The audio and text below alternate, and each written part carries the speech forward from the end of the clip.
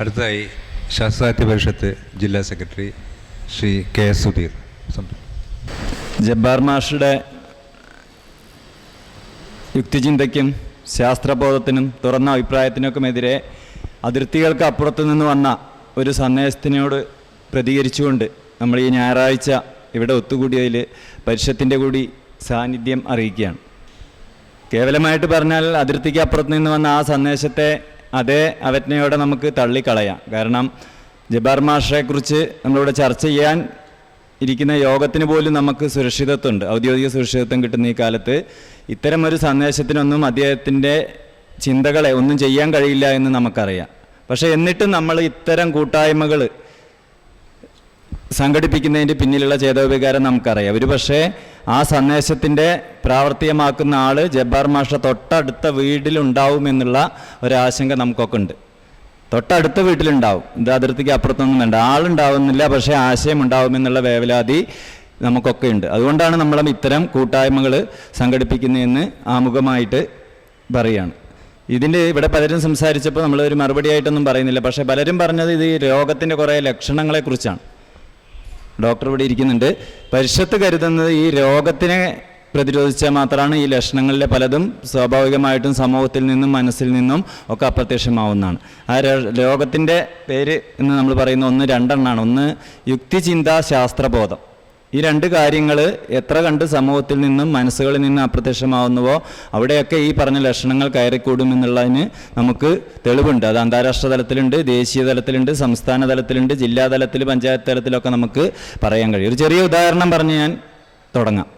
നമ്മുടെ ഇന്ത്യയുടെ ആദ്യത്തെ പ്രധാനമന്ത്രിയെ ഒരു പക്ഷേ ഇന്ത്യയും ലോകവും വേണ്ടത്ര മനസ്സിലായിട്ടില്ല എന്നാണ് വ്യക്തിപരമായിട്ട് ഞാൻ മനസ്സിലാക്കുന്നത്. അദ്ദേഹത്തിൻ്റെ ഭരണകാലത്തിനിടയ്ക്ക് അദ്ദേഹത്തിന് ഒരു ദിവസം അവിചാരിതമായിട്ട് വിമാനത്തിൽ വെച്ച് ചെറിയൊരു അപകടം പറ്റേണ്ടത് അതിൽ നിന്ന് രക്ഷപ്പെട്ടു. പിറ്റേ ദിവസത്തെ എല്ലാ പ്രമുഖ പത്രങ്ങളും ഇന്ത്യയിലും വിദേശത്തൊക്കെ വലിയ തലക്കെട്ടിലും അതിൽ ഒരു പത്രത്തിൽ വന്നൊരു തലക്കെട്ട് ഗോഡ് സേവ്ഡ് നെഹ്റു എന്നായിരുന്നു. ആ പത്രത്തിൻ്റെ തലക്കെട്ട് കണ്ട ഉടനെ അദ്ദേഹം ആ പത്ര ഓഫീസിലേക്ക് വിളിച്ച് അതിന് തിരുത്തൽ കൊടുക്കണം, പൈലറ്റ് സേവ്ഡ് മീ എന്ന് കൊടുക്കണമെന്ന് പറഞ്ഞ ഒരു യുക്തിചിന്തകനായ പ്രധാനമന്ത്രിയുടെ തുടക്കം ഇന്ത്യയുടെ സ്വാതന്ത്ര്യത്തിന് ശേഷമുള്ള ഇന്ത്യക്ക് ഉണ്ടായിരുന്നു. ഇതേ ഇന്ത്യയുടെ തന്നെ ഇനി ആദ്യത്തെ പ്രധാനമന്ത്രിയുടെ കാര്യം പറഞ്ഞ അവസാനത്തെ പ്രധാനമന്ത്രി എന്ന് നമുക്ക് പറയാൻ കഴിയില്ല.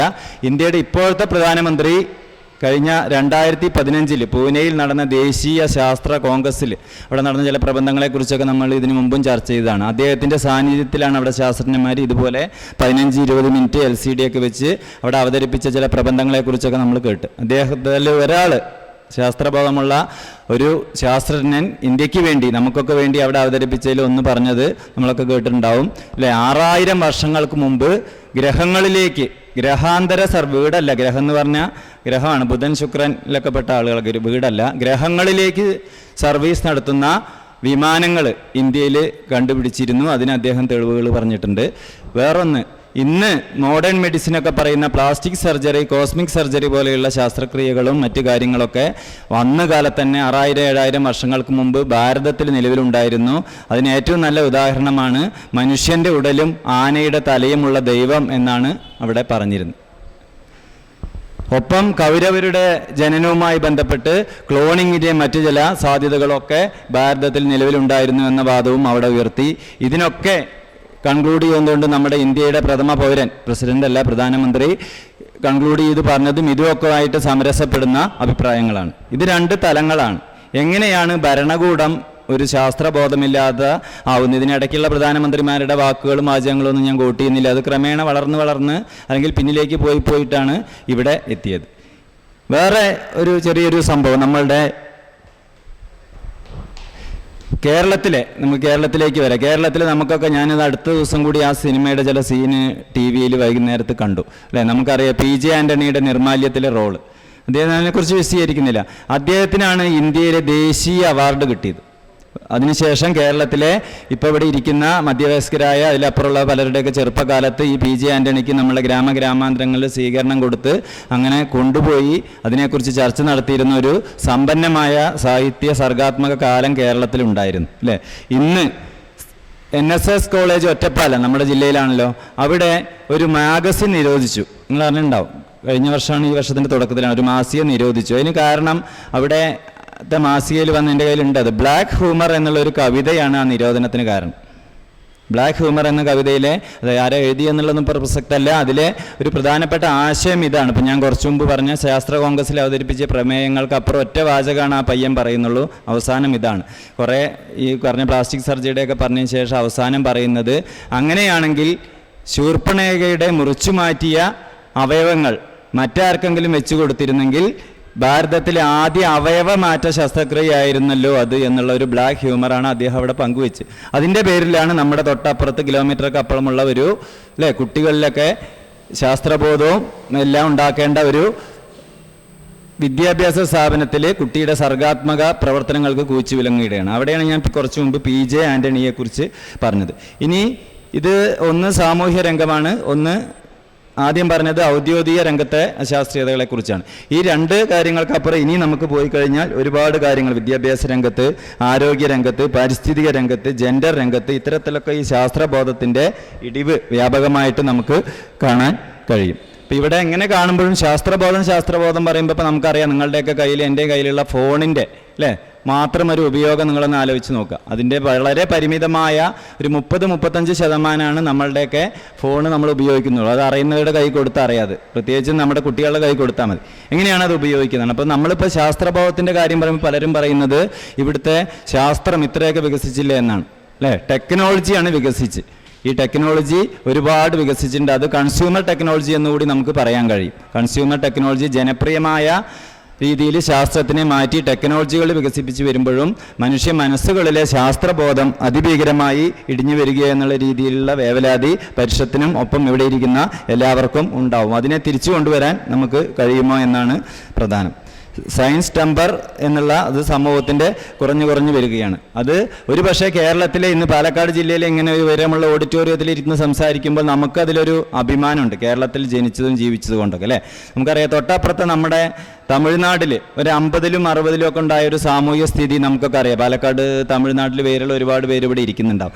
ഒരു 50, 60, 70-ൻ്റെ ആദ്യ കാലഘട്ടം വരെ തമിഴ്നാട്ടിലത്തെ സമൂഹത്തിലുണ്ടായിരുന്ന ഒരു ഉയർന്ന ചിന്ത, പെരിയോറിൻ്റെയൊക്കെ കാര്യങ്ങൾ അറിയാം. അദ്ദേഹത്തിൻ്റെയൊക്കെ പേരിലൊരു ജില്ല തന്നെ അവിടെയുണ്ട് അല്ലേ. അത്തരം ഒരു സാമൂഹിക അവസ്ഥയിൽ നിന്ന് അടുത്ത കാലത്ത് തമിഴ്നാട്ടിൽ നിന്ന് നമ്മൾ കേട്ട ഒരു വാർത്ത എന്താ?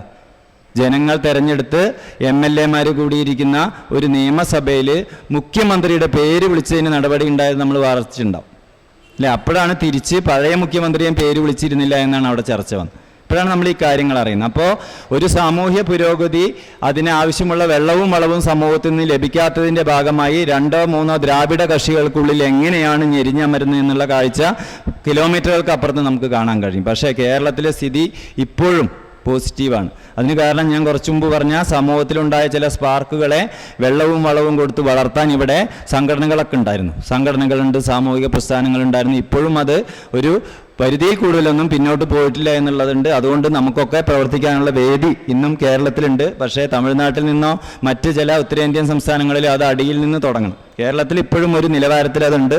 അതുകൊണ്ട് നമ്മളുടെയൊക്കെ ഈ വാക്കുകൾക്കും അതിന് താഴെ ഇനി നടക്കാൻ പോകുന്ന പ്രവൃത്തികൾക്കൊക്കെ ഒരുപാട് പ്രാധാന്യം ഉണ്ട് എന്നാണ്. ഞാൻ കുറച്ചു മുമ്പ് പറഞ്ഞ ഈ ശാസ്ത്രബോധം എന്നുള്ളത് പലപ്പോഴും ഇല്ലാത്തതിൻ്റെ പ്രധാന പ്രശ്നം നമുക്കറിയില്ല. ഇപ്പോൾ കേരളത്തിൽ വ്യാപകമായിട്ട് 70-കളിലൊക്കെ ഞങ്ങൾ ശാസ്ത്രമാസം ക്ലാസ്സുകൾ നടത്തിയിരുന്നു. ലൈബ്രറികളിലും വായനശാലകളിലും കൂട്ടായ്മകളിലൊക്കെ ഈ ശാസ്ത്രബോധം ക്ലാസ്സുകൾ നടത്തിയിരുന്നു. അതിന് പ്രധാന ഒരു വേണമെങ്കിലൊരു കാരണമായിട്ട് അന്ന് ധൂമകേതു, ഹാലിയുടെ ധൂമകേതു വരുന്ന ഒരു കാരണം പറഞ്ഞിട്ടായിരുന്നു വ്യാപകമായി നടത്തിയത്. അന്ന് നമ്മൾ ജനങ്ങളുടെ മുഖത്ത് നോക്കിയിട്ട് അവരൊക്കെ അമ്പരക്കുന്ന രീതിയിൽ ഈ കാര്യങ്ങളൊക്കെ പറഞ്ഞപ്പോൾ ആദ്യഘട്ടത്തിലൊക്കെ എതിർപ്പുകളും മറ്റു കാര്യങ്ങളൊക്കെ ഉണ്ടായപ്പോൾ ഒരുപാട് 1000 ക്ലാസ്സുകൾ ഉദ്ദേശിച്ചിട്ട് 10,000 ക്ലാസ്സുകൾ നടന്ന ഒരു ചരിത്രം കേരളത്തിലുണ്ട്. അതിലൊക്കെ പങ്കാളികളായവരും ഒക്കെ ഇവിടെ ഇരിക്കുന്നുണ്ടാവുമെന്നാണ് ഞാൻ വിചാരിക്കുന്നത്. പക്ഷേ എന്നിട്ടും ഈ 2016 സെപ്റ്റംബറിൽ ഈ ഗ്രഹങ്ങളായിട്ടോ നക്ഷത്രങ്ങളുമായിട്ടോ ബന്ധപ്പെട്ട് കേരളത്തിലെ അന്ധവിശ്വാസങ്ങളോ മറ്റു കാര്യങ്ങളോ എത്ര കണ്ട് കുറഞ്ഞു അല്ലെങ്കിൽ കൂടി എന്നുള്ളൊരു കണക്ക് നമ്മൾ എടുത്താൽ മതി. അപ്പോൾ പ്രകൃതിയുടെ സത്യങ്ങളെ അല്ലെങ്കിൽ അതിൻ്റെ നിഗൂഢതകളെ വെളിവാക്കുകയാണ് ഒരു ശാസ്ത്രത്തിൻ്റെ ഒരു ധർമ്മം. സയൻസിൻ്റെ ധർമ്മം തന്നെ അതാണ്. നമുക്കറിയാത്ത പണ്ട് അമ്പിളിമാമനെ ആളുകൾ ആരാധിച്ചിരുന്നു. ഇപ്പം നമ്മുടെ നാട്ടിൻ പുറത്തൊന്നും അങ്ങനെ കാണാത്തില്ല. കാരണം അതറിയാം, മഴയെ ആരാധിച്ചിരുന്നു, വെയിലിനെ ആരാധിച്ചിരുന്നു, ഇടിമിന്നലിനെ ആരാധിച്ചിരുന്നു. പേടി കൊണ്ടാണ്. അതിൻ്റെ ശാസ്ത്ര സത്യങ്ങൾ മനസ്സിലായപ്പോൾ അത് പോയി. പക്ഷേ ഇങ്ങനെ ഈ ശാസ്ത്ര സത്യങ്ങൾ വെളിവാക്കി സമൂഹത്തിന് പറഞ്ഞു കൊടുത്തു കഴിഞ്ഞാൽ അവരുടെ അന്ധവിശ്വാസങ്ങൾ സാധനെ മാറിക്കൊള്ളും എന്നുള്ളത് തീർത്തും അബദ്ധമായ ധാരണയാണ്. അങ്ങനെയാണെങ്കിൽ കേരളത്തിൽ ഇന്ന് അല്ലേ? ഈ പറഞ്ഞ ഞങ്ങളൊക്കെ വിദ്യാർത്ഥികളുമായിട്ട് മുഖാമുഖം സംസാരിക്കുന്ന ആളുകളായതുകൊണ്ട് ഞങ്ങൾക്കതിൻ്റെ ഏറ്റവും ഭീകരത അറിയാൻ പറ്റും. കുട്ടികൾ, പ്രത്യേകിച്ച് ഞാൻ LP സ്കൂളിലാണ്, അവരത് തുറന്ന് പറയും. എത്ര കണ്ട് ഈ മനസ്സുകളിലേക്ക് ഈ കാര്യങ്ങൾ, അന്ധവിശ്വാസങ്ങൾ കയറുന്നതാണ്. നമ്മൾ പുസ്തകങ്ങൾ, കുട്ടികൾ പഠിക്കുന്ന പുസ്തകങ്ങളിൽ വ്യക്തമായി പറയുന്നുണ്ട്, ഗ്രഹങ്ങളായാലും നക്ഷത്രങ്ങളായാലും രാഹു ആയാലും കേതു ആയാലും അതിൻ്റെയൊക്കെ കാര്യം. പക്ഷേ പ്രാക്ടീസിങ് മറ്റേതാണ്. അപ്പോൾ അതുകൊണ്ട് ഈ ശാസ്ത്ര സത്യങ്ങൾ നമ്മൾ വിളിച്ചു പറഞ്ഞതുകൊണ്ട് മാത്രമല്ല കാര്യമില്ല, മനസ്സുകളിലേക്ക് ഈ ശാസ്ത്രബോധം എത്തിക്കാനുള്ള പ്രവർത്തനം അതേപോലെ നടത്തിയാൽ മാത്രമാണ് കഴിയുള്ളൂ എന്നുള്ളതാണ്. മറ്റൊരു പ്രധാന പ്രശ്നം, ഇപ്പോൾ നമ്മളിവിടെ 2-3 സംഘടനകളുടെ പ്രവർത്തകരുണ്ടല്ലോ കേരളത്തിൽ. ഇപ്പോൾ എനിക്ക് പലപ്പോഴും തോന്നിയിട്ടുള്ള യുക്തിവാദി കൂട്ടായ്മകളിലൊക്കെ പലപ്പോഴും അവർ ഉന്നയിക്കുന്നത് ഒരു 60-70% വിശ്വാസവുമായി ബന്ധപ്പെട്ട യുക്തിയാണ്, അല്ലേ? ഒരു കാലത്ത് ഞാനൊക്കെ ചെറുപ്പത്തിൽ ഇപ്പോഴും ശബരിമലയും പരിന്ത് പറക്കലുമായിട്ട് പുസ്തകമൊക്കെ വായിച്ച് ആവേശം കൊണ്ടൊരു കാലം ഉണ്ടായിരുന്നു കൗമാരത്തിലൊക്കെ.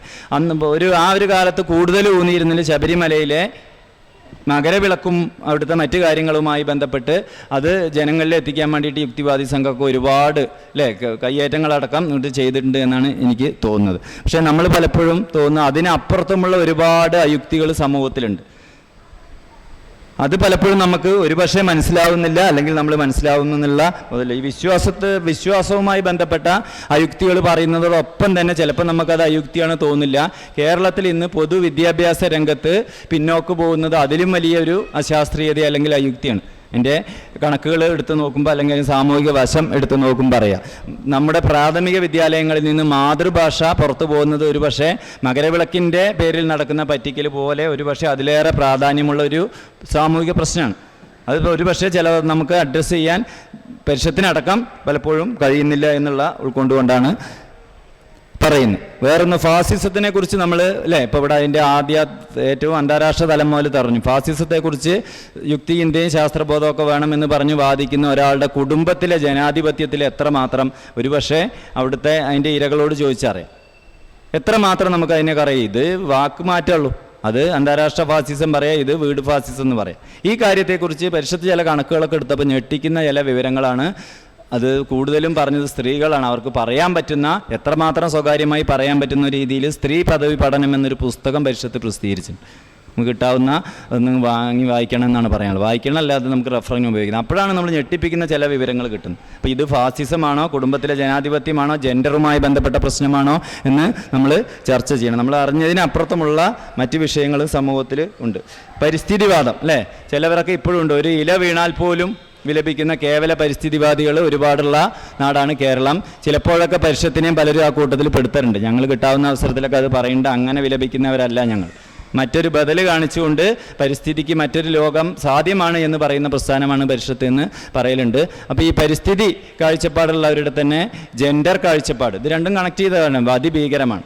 അപ്പോൾ ഞാൻ കുറച്ചു മുമ്പ് പറഞ്ഞ ഹോളിസ്റ്റിക് ആയിട്ടുള്ള ഒരു ശാസ്ത്രബോധം ഇല്ലാത്തതിൻ്റെ ഭാഗമായിട്ടാണ് ഇങ്ങനെ സെപ്പറേറ്റ് കള്ളികളിൽ മാത്രം ശാസ്ത്രബോധമുള്ളവരുടെ ഒരു, അല്ലെങ്കിൽ യുക്തിചിന്തയുള്ളവരുടെ ഒരു വലിയ കൂട്ടമായിട്ട് കേരള സമൂഹം മാറുന്നുണ്ട്. ഇത് ചിലവർക്കെങ്കിലും പറയുമ്പോൾ ആ രീതിയിൽ ബോധ്യപ്പെടുന്നില്ല, അല്ലെങ്കിൽ ഇഷ്ടപ്പെടുന്നില്ല. നമുക്കിവിടെ സുമനസ്സുകളായതുകൊണ്ട് പറയുന്നുണ്ട്. അതുകൊണ്ടാണ് ഞാൻ ഇങ്ങനൊരു ഇത് ഉന്നയിച്ച് ഇതിന് ശേഷം നമുക്കൊന്ന് വട്ടത്തിലിരുന്ന് അവിടെയുള്ളവർക്കും കൂടി പങ്കാളിത്തം കിട്ടുന്ന ഒരു രീതിയിലുള്ള ചർച്ചയ്ക്കുള്ള ഒരു അവസരം കൂടി കിട്ടാൻ വേണ്ടിയിട്ട് ഞാൻ 10 മിനിറ്റിൽ കൂടുതൽ എടുക്കില്ല എന്നുകൂടി പറയുകയാണ്. അപ്പോൾ ഇത്തരം കാര്യങ്ങളാണ് നമ്മളുടെ, അല്ലേ, അടുക്കളയിൽ എത്തിയ ഫാസിസത്തെക്കുറിച്ച് പറയുമ്പോൾ ഒപ്പം നമ്മുടെ ഉള്ളിലുള്ള മറ്റു ചില കാര്യങ്ങളെ കൂടി തുറന്ന് ജനങ്ങളിലേക്ക് എത്ര കണ്ട് ഈ ശാസ്ത്രബോധം എത്തിക്കാൻ കഴിയുമോ അപ്പോഴാണ് ഇതൊക്കെ കഴിയുള്ളൂ. അല്ലെങ്കിൽ ഈ പറയുന്ന, ഇപ്പം നമ്മളുടെ നാട്ടിലൊരു യോഗം നോക്കുക നിങ്ങൾ, ഈ യോഗത്ത് നിന്നുകൊണ്ടാണ് ഞാൻ എങ്ങനെയാണ് ഒരു യോഗം സംഘടിപ്പിക്കുന്നത്, എത്രമാത്രം ശാസ്ത്രീയമാണ്, എന്ന് തുടങ്ങിയതാണ് ഈ ഒരു സംഘാടനം. എങ്ങനെയത് മാറ്റാൻ കഴിയുക? ഇപ്പോൾ പലവിടെ അങ്ങനെയല്ല. സിനിമാ തിയേറ്റർ പൊളിച്ച കാര്യങ്ങൾ പറഞ്ഞു. ഇപ്പോൾ വിദേശങ്ങളിലൊക്കെ മറ്റ് കൂട്ടായ്മകൾ, അല്ലേ, ഇപ്പോൾ നമ്മുടെ മൾട്ടിപ്ലക്സ് തിയേറ്ററുകൾ എങ്ങനെ കേരളത്തിൽ ഉയർന്നു വന്ന്, ഇപ്പോൾ AK ബാലൻ ഓണാഘോഷത്തിൻ്റെ ഭാഗമായിട്ട് പറഞ്ഞിട്ടുണ്ട് നമ്മുടെ മന്ത്രി, ഗ്രാമഗ്രാമാന്തരങ്ങളിലേക്ക് തിയേറ്ററുകളും സാംസ്കാരിക കേന്ദ്രങ്ങളും തിരിച്ചു കൊണ്ടുവരാൻ ഞങ്ങൾ ശ്രമിക്കുക എന്നാണ്. അപ്പോൾ അവിടെയൊക്കെ നമുക്ക് വലിയ പങ്കുണ്ട്. രണ്ട് രീതിയിലുള്ള ഇത്തരം അതിർത്തികൾക്ക് അപ്പുറത്തു നിന്ന് വരുന്ന ആശങ്കകളെ പ്രതിരോധിക്കാനുള്ള കൂട്ടായ്മകൾ ഒരുപക്ഷെ സർഗാത്മകമാവണമെങ്കിൽ അത്തരം ചില മാതൃകകൾ നമ്മൾ കാണിച്ചു കൊടുക്കണമെന്നുണ്ട്. അതിലുള്ള ഒന്നാമത്തെ ഘട്ടം ഇത്തരം സെമിനാറുകളോ ചർച്ചകളോ ഒക്കെ ആവാം. പക്ഷേ ഇതിൻ്റെ അടുത്തൊരു ഘട്ടം എന്താവണമെന്ന് നമ്മൾ ആലോചിക്കണം. ഇന്നിവിടെ ഇരുന്നവരിൽ നിന്ന് എത്ര ഇത് താഴേക്ക് കമ്മ്യൂണിക്കേറ്റ് ചെയ്യപ്പെടും, അല്ലെങ്കിൽ നമ്മളുടെ തന്നെ പ്രവർത്തനങ്ങളിൽ കാണും എന്നുള്ള ഒരു ആശങ്ക കൂടി പരിഷത്തിനുണ്ട്. കാരണം വളരെ പാലക്കാട് ജില്ലയിലെ കണക്കെടുത്ത 3000-3500 പ്രവർത്തകർ, കേരളത്തിലാകെ 35,000-ഓളം പ്രവർത്തകരുള്ള ചെറിയൊരു സംഘടനയാണ്. നമുക്ക് അതിൻ്റെ ജില്ലാ സെക്രട്ടറി എന്നുള്ള രീതിയിൽ ആശങ്ക തന്നെയാണ് ഞാൻ പങ്കെടുത്തത്. ഞങ്ങൾ തീരുമാനങ്ങളും മറ്റു കാര്യങ്ങളും എടുത്ത് അത് വ്യക്തിപരമായിട്ടും സമൂഹത്തിലേക്ക്, മനസ്സിൽ നിന്ന് മനസ്സിലേക്ക് എത്തുന്ന ഒരു അവസരം കുറവാണ്. അത് നമുക്ക് തിരിച്ചു കൊണ്ടുവരാൻ സാധ്യത ഞാൻ കുറച്ചു മുമ്പ് പറഞ്ഞ പോലെ കേരളത്തിൽ ഒരുപാടുണ്ട്. അത് ഉപയോഗിക്കുന്നതിൽ എന്നും ആശയപരമായിട്ടും പ്രവർത്തനപരമായിട്ടും ഒക്കെ കൈമാറ്റങ്ങൾക്ക് പരിഷത്ത് എന്നും സന്നദ്ധമാണെന്ന് അറിയിച്ചുകൊണ്ട് നിർത്തുന്നു. AK വിനോദ്, യുക്തിവാദി സംഘം സംസ്ഥാന സമിതി അംഗമാണ്. ശ്രീ AK വിനോദ്. സുഹൃത്തുക്കളെ, നമ്മൾ K വേണു മുതൽ AP അഹമ്മദ്, വിശ്വാൻ ഡോക്ടർ, പരിഷത്തിൻ്റെ അതുപോലെ തപസ്യയുടെ ഒക്കെ ആളുകളുടെ നിലപാടുകൾ അവർ പ്രകടിപ്പിച്ചു. ഇതിൽ ഈ IS വധഭീഷണി ജബ്ബാർ മാഷ്ക്കെതിരെ ഉണ്ടാകുന്നതിന് പ്രധാനപ്പെട്ട കാരണം എന്ന് പറയുന്നത് ജബ്ബാർ മാഷ് എടുക്കുന്ന നിലപാടുകളെ മാത്രമല്ല. ജബ്ബാർ മാഷ് ആദ്യമായിട്ടൊന്നുമല്ല ഇങ്ങനെ നിലപാടെടുക്കാൻ തുടങ്ങിയിട്ടുള്ളത്. ജബ്ബാർ മാഷ്ക്ക് ഇതിനു മുമ്പ് നേരിട്ടുള്ള ആക്രമണം ഉണ്ടായിട്ടുണ്ട്, പല സ്ഥലങ്ങളിൽ വെച്ച് ഉണ്ടായിട്ടുണ്ട്. അത് ഒരു തവണ അദ്ദേഹത്തിന് ഒരു ചെവി കേൾവിക്കുറവുണ്ട്. അത് ഇതുപോലെയുള്ള ഒരു സ്ഥലത്ത് വെച്ചിട്ടുള്ള ആക്രമണം ഉണ്ടായിട്ടാണ്. ഇരുമ്പിൻ്റെ കസേര വെച്ച് അടി കിട്ടിയിട്ടുണ്ട്. അതായത് മറ്റേതെങ്കിലും ഒരു സംഘടനയിലോ ഒരു രാഷ്ട്രീയ സംഘടനയിലോ ഒക്കെ പ്രവർത്തിക്കുന്ന ഒരാളാണെങ്കിൽ ഇപ്പോൾ വലിയ തരത്തിൽ വാഴ്ത്തപ്പെടേണ്ട ഒരാളാണ്. ഇവിടെ നമ്മുടെ ഈ ഹാളിലൊക്കെ അദ്ദേഹത്തിനെതിരെയുള്ള ഒരു ആക്രമണത്തിന് എതിരെ പ്രതിഷേധിക്കാൻ വേണ്ടി ഒത്തുകൂടുന്ന ആളുകൾ ഈ ഹാളിൽ തികയാതെ വരുമായിരുന്നു. ജബ്ബാർ മാഷ് മറ്റേതെങ്കിലും ഒരു സംഘടനയിലായിരുന്നു ജബ്ബാർ മാഷ് പ്രവർത്തിച്ചിരുന്നതെങ്കിൽ. മാഷ് തന്നെ ഒരിക്കൽ പറയേണ്ടതായിട്ടുണ്ട്, അദ്ദേഹത്തിൻ്റെ കൗമാരകാലം മുതൽ അദ്ദേഹം ആഴത്തിൽ പഠിച്ചത് ഈ ഖുറാനും അനുബന്ധ ഗ്രന്ഥങ്ങളുമാണ്. അതിൻ്റെ വ്യത്യസ്തങ്ങളായിട്ടുള്ള വ്യാഖ്യാനങ്ങളും ഹദീസുകളും ഒക്കെയാണ്. എന്താണ് ഇതിൻ്റെ കാരണം എന്താണെന്ന് വെച്ച് കഴിഞ്ഞാൽ, ഇപ്പം പ്രത്യേകിച്ച് ഈ ഇസ്ലാമികമായ കാര്യങ്ങളെപ്പറ്റി സംസാരിക്കുമ്പോൾ നമ്മൾ ഖുറാനെ ഒരു അടിസ്ഥാന പ്രമാണമായി എടുത്ത് ഉദ്ധരിക്കുമ്പോൾ അതിനെ പ്രതിരോധിക്കാൻ വേണ്ടിയിട്ട് പ്രതിരോധിക്കുന്നവർ പറയുക, നിങ്ങൾ പറഞ്ഞതുപോലെ അല്ല അത് വ്യാഖ്യാനിക്കേണ്ടത്, അതിന് വേറെ വ്യാഖ്യാനമുണ്ട്, അത് ആണ് ഞങ്ങൾ ഉപയോഗിക്കുന്നതെന്ന് പറയും. അപ്പോൾ അങ്ങനെ വരുമ്പോൾ ഒരു ആയത്തിന്, ഒരു വചനത്തിന് തന്നെ ഒന്നിലധികം പാരാഫ്രൈസുകൾ, വ്യാഖ്യാനങ്ങളുണ്ടാവും. അപ്പോൾ ഇതൊക്കെ പഠിക്കേണ്ടി വരും. ഇതൊക്കെ അതിനെ പ്രതിരോധിക്കുന്ന ആളുകളെന്ന് പഠിക്കേണ്ടി വരും. വിശ്വാസിയെ സംബന്ധിച്ചൊന്നും പഠിക്കേണ്ട കാര്യമൊന്നുമില്ല. അയാളിങ്ങനെ ഈ എഴുത്തച്ഛൻ പറഞ്ഞ പോലെ നദ്യാമൊഴുകുന്ന കാഷ്ടങ്ങൾ പോലെ അങ്ങനെ ഒഴുകിയാൽ മതി. ഇതാണ് വിശ്വാസിയുടെ സുഖം. പക്ഷേ ഇതിനെ പ്രതിരോധിക്കുന്ന ആളുകളെ സംബന്ധിച്ച് സ്വാഭാവികമായിട്ടും ഈ സാധ്യതയുള്ള എല്ലാതരം സാധ്യതകളെയും മനസ്സിലാക്കേണ്ടി വരും. അങ്ങനെ ജബ്ബാർ മാഷ് ഒരിക്കൽ പറയേണ്ടേ, അതിന് അദ്ദേഹം ചെലവഴിച്ച സമയവും ഊർജ്ജവും ഒക്കെ മറ്റെന്തെങ്കിലും തരത്തിലുള്ള വിഷയം പഠിക്കാൻ കഴിഞ്ഞിരുന്നുവെങ്കിൽ ഒരുപക്ഷെ ഇന്ത്യക്ക്, നമ്മുടെ രാജ്യത്തിന് നല്ലൊരു ഒരു ശാസ്ത്ര സംബന്ധിയായ കാര്യമാണ് അദ്ദേഹം പഠിക്കുന്നെങ്കിൽ ഒരു വലിയ സയൻറ്റിസ്റ്റിനെയോ അതുപോലുള്ള ഒരു മഹത്തായ സംഭാവന നൽകാൻ കഴിയുന്ന ഒരാളെ നമുക്ക് കിട്ടുമായിരുന്നു. പക്ഷേ അപ്പോഴും ഇത് ആര് പഠിക്കുമെന്നുള്ള വിഷയമുണ്ട്. ഇപ്പോൾ ഇവിടെ ഇത് തന്നെയാണ് പ്രശ്നം. കഴിഞ്ഞ ദിവസം എൻ്റെ ഒരു സൗഹൃദ സംഭാഷണത്തിൽ ഈ ഇസ്ലാമിക തീവ്രവാദത്തെ പറ്റി സംസാരിച്ചപ്പോൾ അവർ പറഞ്ഞതാണ്, ഇന്ത്യയിൽ ഏകദേശം 20 കോടിയിലധികം മുസ്ലിങ്ങളുണ്ട്. അതിൽ വെറും കുറേ ആളുകളെ തീവ്രവാദികളാണ് എന്ന് ഗവൺമെൻറ് പറയുന്നുണ്ട്, പക്ഷേ ആരെയും അറസ്റ്റ് ചെയ്തിട്ടൊന്നുമില്ല. 10-12 പേര്, ഒരു ഡസനിൽ ഒതുക്കാവുന്ന ആളുകളെ മാത്രമാണ് IS എന്ന് കൃത്യമായിട്ട് ടാർഗറ്റ് ചെയ്തിട്ട് അറസ്റ്റ് ചെയ്തിട്ടുള്ളത്. അപ്പോൾ അവർ പറയുന്നതാണ്, ഇത്രയധികം ആളുകളുണ്ടായിട്ടും, ഇത്രയധികം മുസ്ലിങ്ങളുണ്ടായിട്ടും വളരെ കുറച്ച് ആളുകൾ മാത്രമല്ലേ തീവ്രവാദികളായുള്ളൂ, അതാണ് ആ മതത്തിൻ്റെ ഗുണം എന്നാണ്. അത് ഞങ്ങളുടെ ഗുണമാണ്. ഇതൊരു വലിയ മേന്മയായിട്ട് എടുത്ത് പറയാറുണ്ട്. സത്യത്തിൽ നമ്മൾ പറയുന്നത് അത് അവർ തീവ്രവാദി ആയി എന്നുള്ളതൊരു സ്വാഭാവിക പരിണാമം മാത്രമാണ്. ഒരു മതവിശ്വാസിക്ക് സംഭവിക്കുന്ന ഒരു സ്വാഭാവിക പരിണാമമാണ് അയാൾ ആ മതത്തിനകത്തെ തീവ്രവാദിയായി മാറുക എന്നുള്ളത്. ഇത്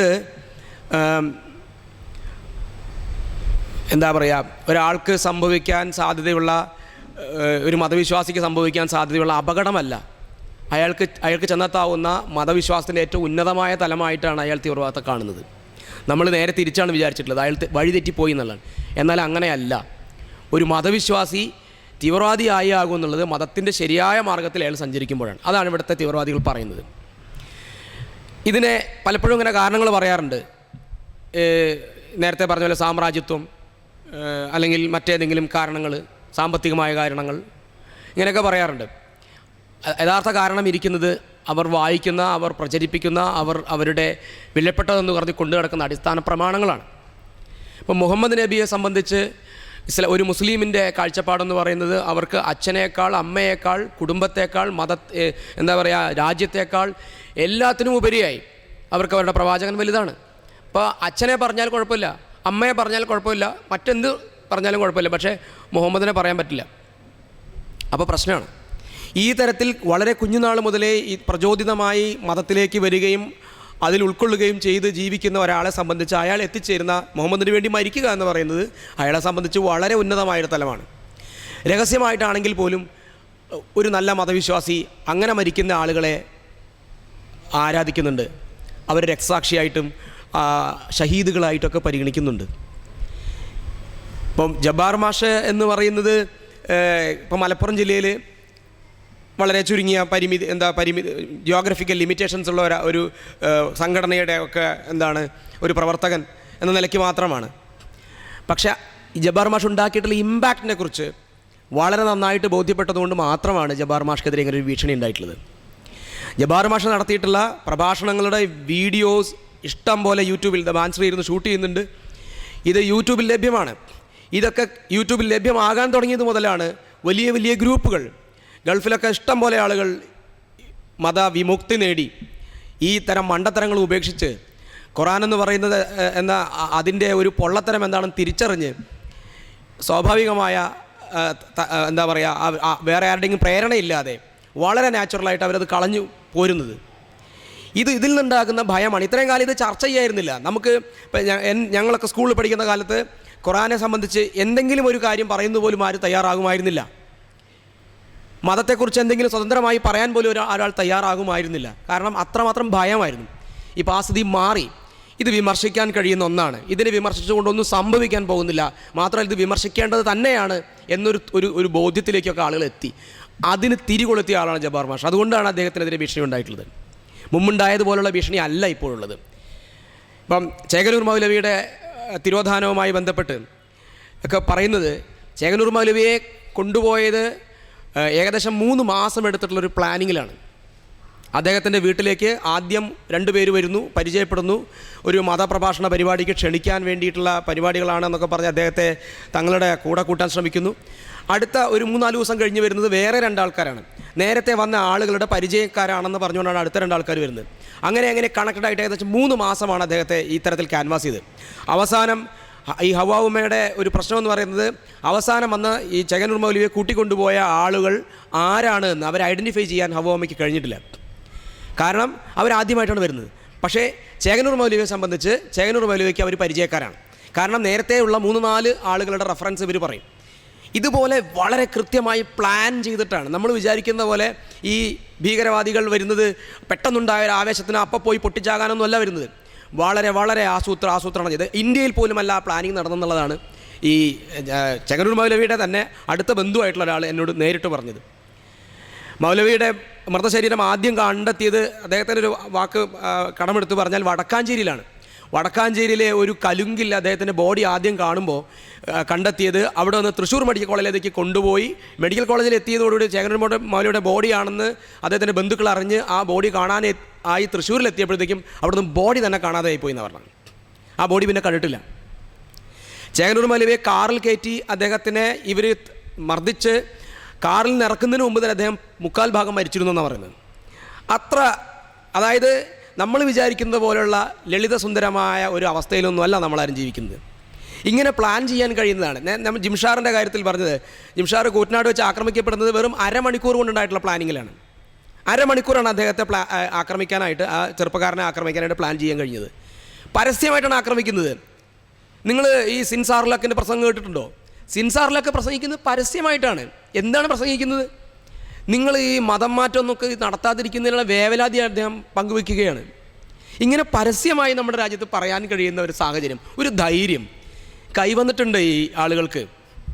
അതുകൊണ്ടാണ് ഞങ്ങൾ ഇത്രയും ഭയക്കുന്നത്, ഇത്രയും ആളുകളെ വിളിച്ചു കൂട്ടി ഇത് പറയുന്ന ഒരു സാഹചര്യം ഉണ്ടാകുന്നത്. ഇപ്പം നമ്മൾ പലപ്പോഴും ഒരു രാഷ്ട്രീയ പാർട്ടിയുടെ ആൾക്കാരൊക്കെ വന്ന് സംസാരിക്കുമ്പോൾ എപ്പോഴും പറയും അത് തീവ്രവാദികൾ അങ്ങനെയാണ് ഇങ്ങനെയാണ്. പക്ഷേ പ്രവാചകൻ മുഹമ്മദ് കാരുണ്യവാനാണ്, കാരുണ്യത്തിൻ്റെ വെള്ളച്ചാട്ടമാണ് എന്നൊക്കെ പറഞ്ഞു കളയും. കാര്യങ്ങളൊക്കെ തീവ്രവാദമൊക്കെ ഉണ്ട്, എല്ലാം ശരിയാണ്.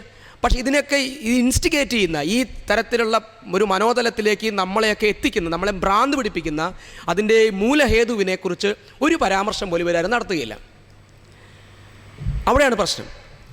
നമുക്ക് വേണ്ടത് ഇതിനെ നേരിട്ട് അഡ്രസ്സ് ചെയ്യലാണ്. ഇന്നലെ ഞങ്ങളുടെ നാട്ടിലെ ഒരു ക്ലബിൻ്റെ പരിപാടിയായിരുന്നു. അവിടെ ഈ ഓണാഘോഷവുമായി ബന്ധപ്പെട്ട് വലിയ മതസൗഹാർദ്ദത്തിൻ്റെ കാലമാണല്ലോ. എല്ലാവരും അവിയൽ വെച്ച് മുസ്ലിമിന് കൊടുക്കുന്നു, മുസ്ലിം ബീഫ് ഫ്രൈ ഉണ്ടാക്കിയിട്ട് ഹിന്ദുവിന് കൊടുക്കും, അങ്ങനെ രണ്ടുപേരും പായസം കുടിക്കും. വലിയ മതസൗഹാർദ്ദമാണ്. എന്തൊരു മതസൗഹാർദ്ദമാണ്! അപ്പോൾ ഇത് ഇങ്ങനെ മാവേലിയെ ചവിട്ടിത്താഴ്ത്തിയതും ഒക്കെ ആയി ബന്ധപ്പെട്ടുള്ള കഥകളൊക്കെ പറഞ്ഞ് ഭയങ്കര രസിച്ചിരിക്കുകയാണ്. അപ്പോൾ എൻ്റെ ഒരു സുഹൃത്ത്, കവിതയൊക്കെ എഴുതുന്ന സുഹൃത്ത് പറയുകയാണ്, എത്രമാത്രം കവിതകൾ ഉണ്ടായിട്ടുണ്ട് വൈലോപ്പിള്ളിയുടെ, അങ്ങനെ ഇങ്ങനെ എന്ത് കാര്യമുണ്ടായി എന്ന് ചോദിക്കുന്നു. ഇപ്പം ഞാൻ പറഞ്ഞു, ഈ കവിത എന്ന് പറയുന്നത് തൊട്ടിലിൽ തന്നെ മരിച്ചു പോകുന്നൊരു കുട്ടിയാണ്. അതായത് കവിതയൊക്കെ കൊള്ളാം, നമ്മൾ പാട്ടൊക്കെ പാടി രസിച്ചിരിക്കും. പക്ഷേ അതല്ല വേണ്ടത്. കവിത പാടിയത് കൊണ്ടൊന്നും ഇവിടെ ഒരു തരത്തിലുള്ള, ഒരു പക്ഷേ നിങ്ങളെ കുറച്ച് നേരത്തേക്കെങ്കിൽ ലഹരിയിൽ ഇരുത്താനൊക്കെ സാധിക്കുമായിരിക്കും, മോഹിപ്പിക്കാൻ, സ്വപ്നം കാണാനൊക്കെ കഴിയും. പക്ഷെ പ്രവർത്തനം കൊണ്ട് അതൊന്നും സാധ്യമല്ല. അതാണ് ജബ്ബാർ മാഷ്ക്കെതിരെയുള്ള ജബ്ബാർ മാഷ് ഒരു കവിതയൊക്കെ എഴുതിയാൽ മതിയായിരുന്നില്ലേ? ജബ്ബാർ മാഷ് വേണമെങ്കിൽ ഒരു നോവൽ എഴുതിക്കോട്ടെ, ഒരു കുഴപ്പമില്ല. ജബ്ബാർ മാഷ് ഇങ്ങനെ എന്നിട്ട് ഇങ്ങനെ പ്രഭാഷണങ്ങൾ നടത്തിക്കോട്ടെ, ഒരു കുഴപ്പമില്ല. അദ്ദേഹം പറയുന്നത് ഇങ്ങനെ ആലങ്കാരികമായി സംസാരിച്ചോട്ടെ, ഒരു കുഴപ്പമില്ല. ജബ്ബാർ മാഷ് ആലങ്കാരികമായിട്ടൊന്നും പറയാറില്ല. ജബ്ബാർ മാഷെ പറ്റിയുള്ള വലിയ ഭീഷണി, ഒരു ദേഷ്യം അതാണ്. ജബ്ബാർ മാഷ് രൂക്ഷമായി സംസാരിക്കും എന്നാണ്. ഈ രൂക്ഷമായ കാര്യങ്ങളെക്കുറിച്ച് രൂക്ഷമായിട്ടല്ലാതെ പിന്നെ എങ്ങനെ സംസാരിക്കും? ഒരാളെ കൊല്ലണമെന്നും തൊട്ടടുത്തുള്ള അയൽക്കാരനോട് രൂക്ഷത കാണിക്കണമെന്ന് ആഹ്വാനം ചെയ്യുന്ന ഒരു ഗ്രന്ഥത്തെക്കുറിച്ച് രൂക്ഷമായിട്ടല്ലാതെ പിന്നെ എങ്ങനെ സംസാരിക്കും?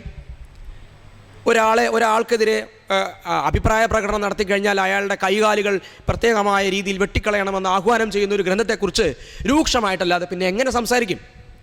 അങ്ങനെ സ്വാഭാവികമായി ഉണ്ടാകുന്ന ഒരു പ്രതികരണത്തെ പോലും ഭയക്കുന്നവരാണ് ഈ മതവിശ്വാസികൾ. അതുകൊണ്ടാണ് അവർക്ക് ഇത്തരം ശബ്ദങ്ങൾ ഭയപ്പെടുകയും അതിൻ്റെ ഉറവിടത്തെ നശിപ്പിച്ച് കളയാനുള്ള ഒരു തോന്നലുണ്ടാകുകയും ചെയ്യുന്നത്, അതിനെ കൊന്നുകളയണം എന്നുള്ള തോന്നലുണ്ടാകുന്നത് അതുകൊണ്ടാണ്. അത് പ്രതിരോധിക്കാനുള്ള ഭയം കൊണ്ടാണ്. ആധുനിക സമൂഹം എല്ലാതരം കൊലപാതകങ്ങളെയും നിരാകരിക്കുകയാണ്. ഇപ്പോൾ ഗോവിന്ദചാമിയുടെ വധശിക്ഷയെ പോലും ഗോവിന്ദചാമി ചെയ്തത് വലിയ തെറ്റാണെങ്കിൽ പോലും ഗോവിന്ദചാമിയെ കൊല്ലുന്നത് ശരിയല്ല, ഒരു ഭരണകൂടത്തിന് അങ്ങനെ കൊല്ലാനുള്ള അർഹതയില്ല, ഭരണകൂടം നടത്തുന്ന കൊലപാതകം തന്നെയാണെന്ന് കരുതുന്ന വിധത്തിലേക്ക് മാറിയ പുരോഗമിച്ച ഒരു മാനവിക ലോകത്താണ് നമ്മൾ ജീവിക്കുന്നത്. ആ കാലഘട്ടത്തിലാണ് ഇങ്ങനെ ഒരാളെ കൊല്ലണമെന്നൊക്കെ പറയുന്നത്, ഒരു അഭിപ്രായം പറഞ്ഞതിൻ്റെ പേരിൽ കൊല്ലണമെന്നൊക്കെ ഒരാൾ പറയുന്നത്, ഒരാളെന്നല്ല ഒരു കൂട്ടമായിട്ട് പറയുന്നത്. അത് ശരിയാണെന്ന് ഞാൻ ഒരു സ്വകാര്യ സ്ഥാപനത്തിൽ അധ്യാപകനായിട്ട് ജോലി ചെയ്യുകയും ചെയ്യുന്നുണ്ട്. അപ്പോൾ ഈ ചേകനൂർ മൗലവിയുടെയൊക്കെ ഉദാഹരണങ്ങൾ ക്ലാസ് മുറിയിൽ പറഞ്ഞപ്പോൾ ഒരു പെൺകുട്ടി ഉടനെ ചാടി എഴുന്നേറ്റ് പറയുകയാണ്, ചേകനൂർ മൗലവിയൊക്കെ മരിക്കേണ്ട ആൾ തന്നെയാണെന്ന്, അങ്ങനെ തന്നെ കൊല്ലണം എന്നാണ്.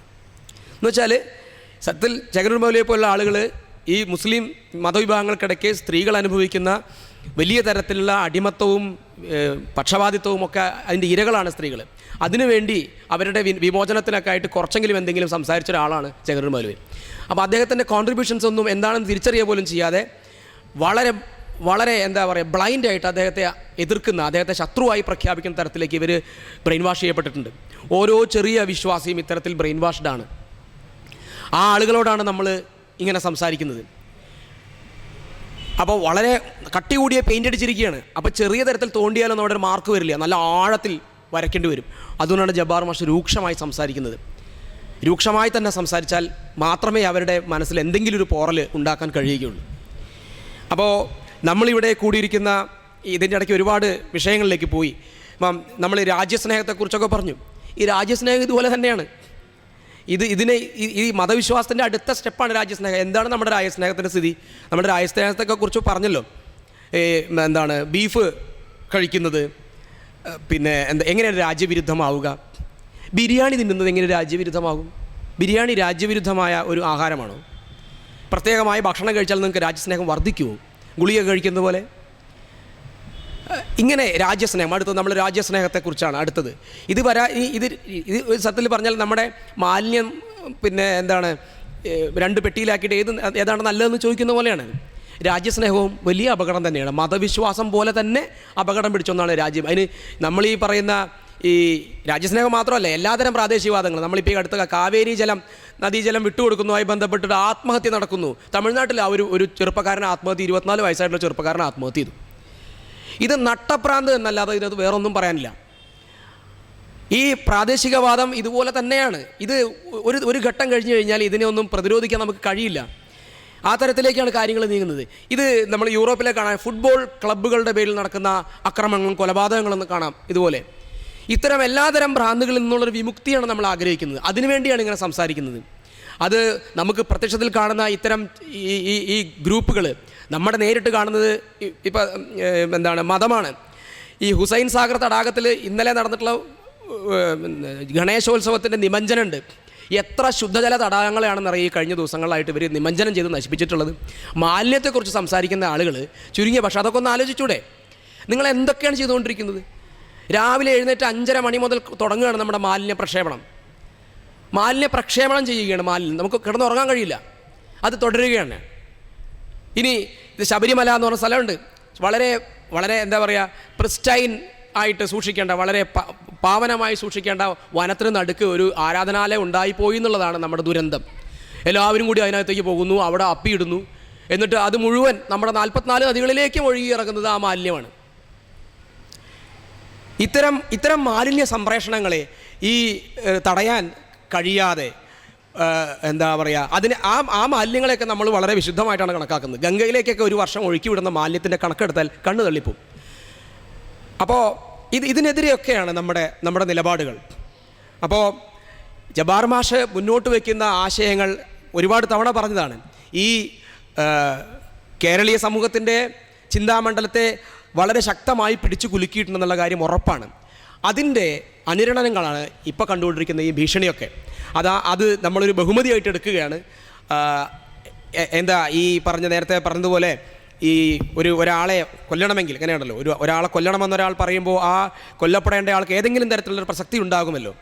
ആ പ്രസക്തി തന്നെയാണ് ജബ്ബാർ മാഷെ സംബന്ധിച്ച് നമ്മൾ ജബ്ബാർ മാഷെക്കുറിച്ച് ആലോചിച്ച് അഭിമാനം കൊള്ളുന്നത്. നമ്മളാരും ഇങ്ങനെ ജബ്ബാർ മാഷ് പറഞ്ഞത് കാര്യങ്ങളെ കണ്ണടച്ച് വിശ്വസിക്കുന്ന ഒരു ബ്ലൈൻഡ് ഫാൻസ് അല്ല. നിങ്ങൾക്ക് നോക്കാം, മാഷ് പറയുന്നത് ഒന്നും നോക്കണ്ട. 1985 കൽക്കട്ട ഖുറാൻ കേസ് എന്ന് പറഞ്ഞൊരു ഖുറാൻ കേസ് ഇന്ത്യയിലുണ്ടായിട്ടുണ്ട്. ഖുറാൻ നിരോധിക്കണമെന്ന് പറഞ്ഞ് പശ്ചിമ ബംഗാളിലെ കോടതിയിൽ ഒരു കേസ് ഉണ്ടായിട്ടുണ്ട്. 1 വർഷത്തോളം നീണ്ടു നിന്നൊരു കേസായിരുന്നു അത്. ആ കേസ് പിന്നീട് വിധി പറയാതെ മാറ്റിവെക്കുകയായിരുന്നു. അതിനെ തുടർന്ന് ഇന്ത്യയിൽ കലാപം ഉണ്ടായിട്ടുണ്ട്. ബാബറി മസ്ജിദൊക്കെ തകരുന്നതിന് മുമ്പാണത്. ബാബറി മസ്ജിദ് തകരുന്നതിന് മുമ്പ്, അതിനുശേഷമൊന്നുമല്ല തീവ്രവാദം ഉണ്ടായി. അതുമായി ബന്ധപ്പെട്ട് 10ഓളം മരണങ്ങൾ ഇന്ത്യയിൽ നടന്നിട്ടുണ്ട്. കാശ്മീരിൽ ഒരു 2 ദിവസം നീണ്ടു നിൽക്കുന്ന വലിയൊരു ബന്ദ് നടത്തിയിട്ടുണ്ട് ഇസ്ലാമിക സംഘടനകൾ. അതിൽ ഈ കൽക്കട്ട ഖുറാൻ കേസിൽ എന്തുകൊണ്ട് ഖുറാൻ നിരോധിക്കണമെന്ന് പറയുന്ന, വെറുതെ കോടതിയിൽ പോയിട്ട് ഇന്ന കാരണം കൊണ്ട് നിരോധിക്കണമെന്ന് പറയാൻ പറ്റില്ലല്ലോ. 100-ലധികം കാരണങ്ങൾ, ഖുറാനകത്ത് നിന്ന് എടുത്തിട്ടുള്ള 100-ലധികം കാരണങ്ങൾ എന്തുകൊണ്ട് നിരോധിക്കണം, ഈ പുസ്തകം എന്തുകൊണ്ട് നിരോധിക്കണം എന്ന് പറഞ്ഞുകൊണ്ടൊരു കേസ് ഉണ്ടായിട്ടുണ്ട് ഇന്ത്യയിൽ. പരമത നിന്ദ, മറ്റുള്ളവരെ കൊല്ലാനുള്ള ആഹ്വാനം, ജനാധിപത്യത്തിന് നേരെയുള്ള വെല്ലുവിളി, വിവേചനം, മറ്റു മതക്കാരോടും ജാതികളോടുമുള്ള അല്ലെങ്കിൽ മനുഷ്യർക്കിടയിലെ വിഭാഗങ്ങളോടുള്ള വിവേചനം, ഇതൊക്കെ പരസ്യമായിട്ട് പ്രഖ്യാപിക്കുന്നൊരു ഗ്രന്ഥമാണത്. അതുകൊണ്ട് ഇത് നിരോധിക്കണം, ആധുനിക സമൂഹത്തിന് ചേർന്നതല്ല. അവർ ഒരു ചോപ്ര എന്ന് പറയുന്ന ഒരാളാണ് കേസ് കൊടുത്തത്. അവർ ആ കേസ് കൊടുക്കാനുള്ള കാരണം ബംഗ്ലാദേശിലുണ്ടായിട്ടുള്ള സംഭവവുമായി ബന്ധപ്പെട്ടാണ് ആ കേസ് ഉണ്ടാകുന്നത്. കാരണം അവിടെ മതന്യൂനപക്ഷങ്ങളായിട്ടുള്ള ഹിന്ദുക്കൾക്കെതിരെ ഉണ്ടായിട്ടുള്ളൊരു കലാപവും ഒക്കെ ഉണ്ടായപ്പോൾ അതിനെതിരെ അവിടെ നടന്നിട്ടുള്ള ഒരു പ്രക്ഷോഭത്തിന് ഒരു പ്രമുഖ സംഘടന എടുത്ത നിലപാട് ഇത് ഞങ്ങളുടെ മതപ്രകാരം ശരിയാണെന്നുള്ളതായിരുന്നു. അപ്പോൾ അതുകൊണ്ടാണ് അവർ ഖുറാൻ അങ്ങനെ വായിച്ചു തുടങ്ങിയത്. അതുമായി ബന്ധപ്പെട്ടാണ് ഇന്ത്യയിലെ കേസ് നടക്കുന്നത്. ആ കേസ് വിധി പറയാതെ മാറ്റിവെക്കുകയായിരുന്നു. എനിക്ക് തോന്നുന്നത് നമ്മുടെ ആധുനിക സമൂഹം ഇത്തരം കേസുകളൊക്കെ കുത്തിപ്പൊക്കിയെടുത്ത് വീണ്ടും വിചാരണയ്ക്ക് വെക്കണം. നമുക്ക് ഈ ഗ്രന്ഥങ്ങളൊക്കെ പരസ്യമായി തുറന്ന ചർച്ചയ്ക്ക്, സംവാദത്തിന് തയ്യാറാകണം. അങ്ങനെയാണ് നമ്മുടെ സമൂഹം മുന്നോട്ട് പോകുള്ളൂ. ആരെയും കൊല്ലണമെന്ന് നമ്മൾ ആരും ആഹ്വാനം ചെയ്യുന്നില്ല. പക്ഷേ ഇത്തരം കാര്യങ്ങൾ നമുക്ക് സമൂഹത്തിൽ തുറന്ന് ചർച്ചയ്ക്ക് വിധേയമാക്കിയേ കഴിയൂ. അത്തരം ഒരു ചർച്ചയ്ക്ക് ഇത് തുടക്കം കുറിക്കുമെന്നുള്ള പ്രതീക്ഷയാണ് ഞങ്ങളെപ്പോലുള്ള ആളുകൾക്കൊക്കെ ഉള്ളത്. ഈ ഐക്യദാർഢ്യത്തിന് സമ്മേളനത്തിൽ എത്തിച്ചേർന്ന എല്ലാവർക്കും അഭിവാദ്യം അർപ്പിച്ചുകൊണ്ട് നമുക്ക് ജബ്ബാർ മാഷെ അങ്ങനെയൊന്നും നമ്മൾ ഒരു കൊലക്കത്തിക്കും വിട്ടുകൊടുക്കുകയില്ല എന്നുള്ള ഉത്തമ വിശ്വാസത്തോടു കൂടി നമുക്ക് ഇവിടെ നിന്ന് പിരിയാം. എല്ലാവർക്കും ആശംസകൾ. നന്ദി. ശ്രീ ജെയ്സൺ ഉണ്ടോ? ജെയ്സൺ, രണ്ടുപേരും രണ്ട് വാക്കുകൂടി സംസാരിച്ച് നമുക്ക് അവസാനിപ്പിക്കാം. ശ്രീ ജെയ്സൺ വരും. ജെയ്സൺ. ഷിബു ഉണ്ടോ? ഷിബു പോയോ? അതായത് നമുക്ക്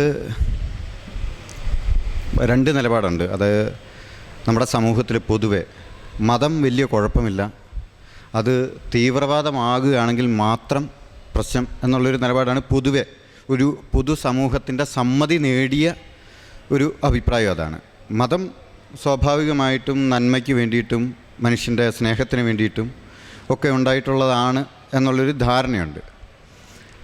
പിന്നെ മത ഫാസിസത്തെയും രാഷ്ട്രീയ ഫാസിസത്തെയും ഒരേപോലെ എതിർക്കണം എന്നുള്ളൊരു നിലപാടും, രാഷ്ട്രീയ ഫാസിസത്തെ മതഫാസിസം പോലെ എതിർക്കേണ്ടതില്ല, അല്ലെങ്കിൽ രാഷ്ട്രീയ ഫാസിസത്തെ അവഗണിച്ചുകൊണ്ട് മതഫാസിസത്തെ മാത്രം ഉയർത്തി കാണിക്കുന്ന ഒരു നിലപാടും. ഇതിൽ നമ്മൾ പറയുന്നത് മതത്തിന് മതത്തിൻ്റേതായ ചില മേഖല, രാഷ്ട്രീയത്തിന് രാഷ്ട്രീയത്തിൻ്റേതായ ചില മേഖലകളുണ്ടെന്നൊക്കെയാണ് നമ്മൾ ധരിച്ചു വച്ചിരിക്കുന്നത്. യഥാർത്ഥത്തിൽ ഈ മതവും രാഷ്ട്രീയവും തമ്മിലുള്ള, അല്ലെങ്കിൽ മതസംഘടനകളും അതിനെ രാഷ്ട്രീയത്തിൽ നിന്ന് മോചിപ്പിച്ചിട്ട്, അല്ലെങ്കിൽ അതിനെ രണ്ട് മേഖലകളായിട്ട് തിരിച്ചിട്ട് ചരിത്രത്തിൽ അധിക കാലമൊന്നും ആയിട്ടില്ല. എല്ലാ മതങ്ങളും രാഷ്ട്രീയ സംഘടനകൾ അല്ലെങ്കിൽ കൃത്യമായ രാഷ്ട്രീയ ലക്ഷ്യങ്ങൾക്ക് വേണ്ടിയിട്ടാണ് ഉണ്ടായിട്ടുള്ളത്. അത് ഇസ്ലാം മതമായാലും ഹൈന്ദവ മതം എന്ന് പറഞ്ഞൊരു മതമില്ല എന്ന് അവകാശപ്പെടുന്നുണ്ട്, അതൊരു സംസ്കാരം ആണ് എന്ന് അവകാശപ്പെടുന്നുണ്ട്. ഇപ്പോൾ ശരിയായിരിക്കാം, ഹൈന്ദവ മതം എന്നൊരു മതം ഉണ്ടാകില്ല. വൈദിക മതം എന്തായാലും നിലവിലിരുന്നു, അതൊരു ചാതുർവർണ്ണ വ്യവസ്ഥയുടെ കീഴിലായിരുന്നു, അത് പാലിച്ചുകൊണ്ടാണ് അത് മുന്നോട്ട് പോകുന്നത്.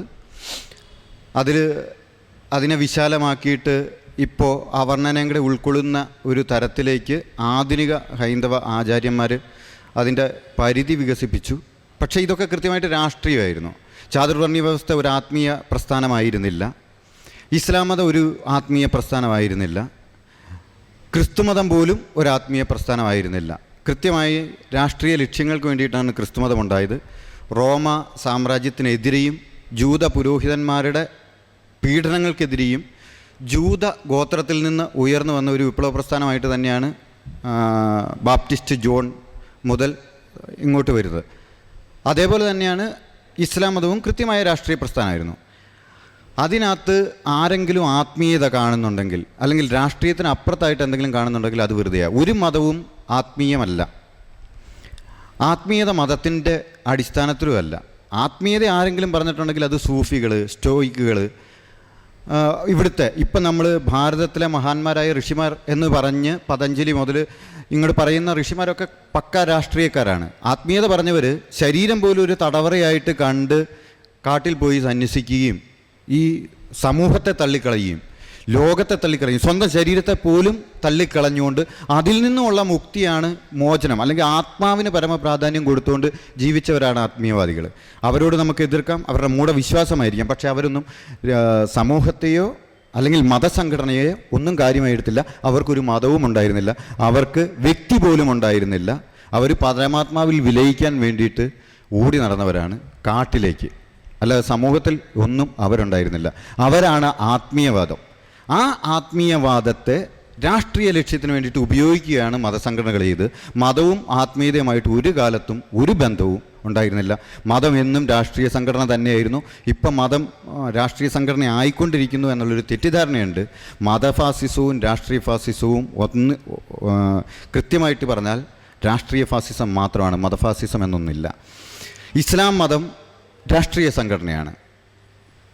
ഇസ്ലാം മതസംഘടനയല്ല, ഒരു രാഷ്ട്രീയ സംഘടന തന്നെയാണ്. ക്രിസ്തുമതവും ഒരു രാഷ്ട്രീയ സംഘടന തന്നെയാണ്. ഇതിനെ നമ്മൾ മതവും അതിനൊരു വിശുദ്ധിയും ചാർത്തി കൊടുക്കുന്നത് ഈ എൻലൈറ്റ്മെൻറ്റിൻ്റെ കാലഘട്ടത്തിൽ മതങ്ങൾക്ക് പിടിച്ചു നിൽക്കാൻ വേണ്ടിയിട്ട്, അതായത് അവർ പറഞ്ഞുകൊണ്ടിരുന്ന കാര്യങ്ങളിലൊക്കെ ശാസ്ത്രം വെളിച്ചം വീഴ്ചുകയും അതുതന്നെയല്ല ശാസ്ത്രത്തിൻ്റെ ഒരു മെത്തഡോളജി വരികയും സാമൂഹ്യശാസ്ത്രം വികസിക്കുകയും സാമൂഹ്യശാസ്ത്രം വെച്ചിട്ട് സമൂഹത്തെ വിശകലനം ചെയ്യും, സമൂഹത്തിൻ്റെ സങ്കീർണമായ പ്രശ്നങ്ങളെ മനസ്സിലാക്കാനും കഴിയും എന്ന് വന്നതോടുകൂടിയിട്ട് മതത്തിന് പിന്നെ നിലനിൽപ്പില്ലാതായപ്പോൾ അവർ പണ്ടത്തെ ആത്മീയവാദികൾ അല്ലെങ്കിൽ ഈ ഒറ്റപ്പെട്ട ആത്മീയവാദികളുടെ ആത്മീയവാദം മതം ഉരുവിടാൻ തുടങ്ങി എന്നതിൽ കവിഞ്ഞ് മതം ഒരു കാലത്തും ഒരു ആത്മീയ സംഘടനയായിരുന്നില്ല. മതത്തിന് എപ്പോഴും ഏതെങ്കിലും സമഷ്ടി അതിലാണ്. ഇപ്പോൾ അദ്ദേഹം പറഞ്ഞ മാതിരി നമ്മുടെ രാഷ്ട്രം ഏതെങ്കിലും ഒരു സമഷ്ടിവാദത്തെ ഉയർത്തുക, മതം ഇന്ന് ചെയ്തുകൊണ്ടിരിക്കുന്നത്. അവർക്ക് ആത്മീയതയിൽ വിശ്വാസം നഷ്ടപ്പെട്ടു. കാരണം വെച്ചാൽ ഈ മുമ്പ് പറഞ്ഞ ആത്മീയത മതത്തെ തള്ളിക്കളയുന്നത് കൊണ്ട് ഇന്നത്തെ ആത്മീയത ഇന്നവർ ആ ആത്മീയതയെ പറയുന്നില്ല. കാരണം വെച്ചിട്ടുണ്ടെങ്കിൽ ഈ സമൂഹത്തിൽ ജീവിച്ചുകൊണ്ട് സമൂഹത്തെ ത്യജിക്കാനും ഇന്ന് ശരീരത്തെ ത്യജിക്കാനും അധികം ആളുകളൊന്നും കിട്ടില്ല എന്നുള്ളത് അവർക്കും അറിയാം. പിടിച്ചു നിൽപ്പിന് മാത്രം ഉപയോഗിക്കുന്ന ഒരു തുരുമ്പ് മാത്രമാണ് അവർ ആത്മീയത. അപ്പോൾ അവർക്ക് ഏതെങ്കിലും സമഷ്ടി വെച്ചുകൊണ്ട് അതിൻ്റെ കീഴിൽ മനുഷ്യനോട് വ്യക്തികളോട് കുമ്പിടാനും അതിൻ്റെ ബലിയായി തീരാനും പറയുകയാണ്. അത് ഇസ്ലാം മതം അള്ളാഹുവിൻ്റെ ഒരു രാജ്യം വയ്ക്കുന്നു. ഇവിടെ ഹിന്ദുമതം ഭാരതമാതാവിൻ്റെ, അദ്ദേഹം പറഞ്ഞു നേതാജി ഭയങ്കര ആത്മാർത്ഥമായിട്ട്, ആ ആത്മാർത്ഥയാണ് നമുക്ക് വേണ്ടത്. നേതാജി ഈ രാജ്യത്തെ മുഴുവൻ വിത്ത് ഗാന്ധിജിയുടെ കാൽച്ചോട്ടിൽ അർപ്പിക്കുന്നു. ഒരുത്തൻ്റെ കാൽച്ചോട്ടിൽ അർപ്പിക്കുന്നു എന്ന് പറയുന്ന അത്രയും ഗതികെട്ട ഒരു സമർപ്പണം ഏതാണ്?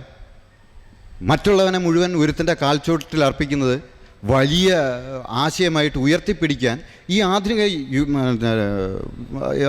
കാലഘട്ടത്തിൽ ജീവിക്കുന്ന ഒരു മനുഷ്യനെ ലജ്ജയില്ല എന്നാണ് ഞാൻ വിചാരിക്കുന്നത്.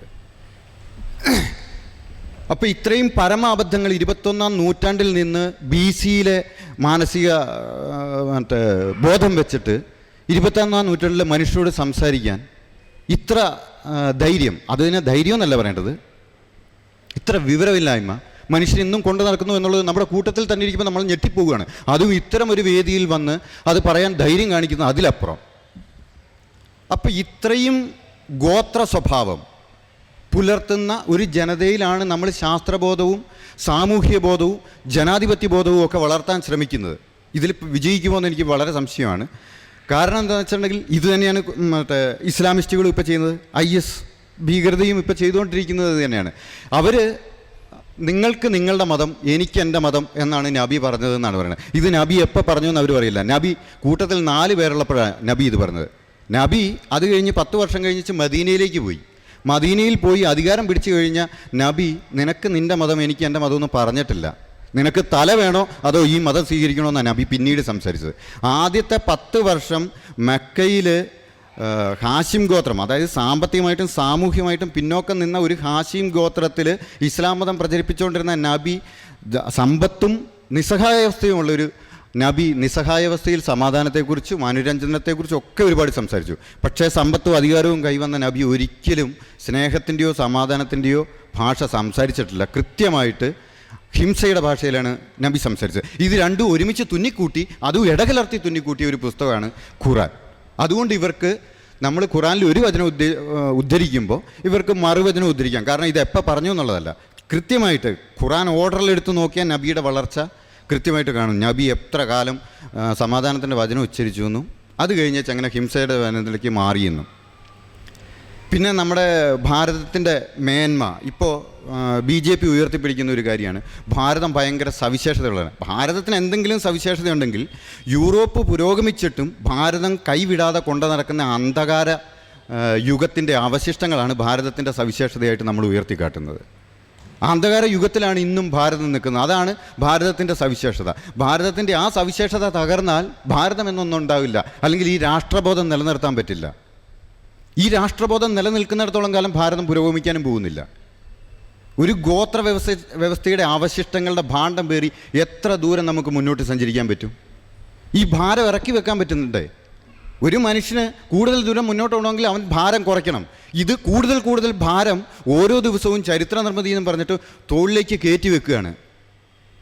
അപ്പം ഞാൻ എൻ്റെ വാക്കുകൾ നിർത്തുകയാണ്.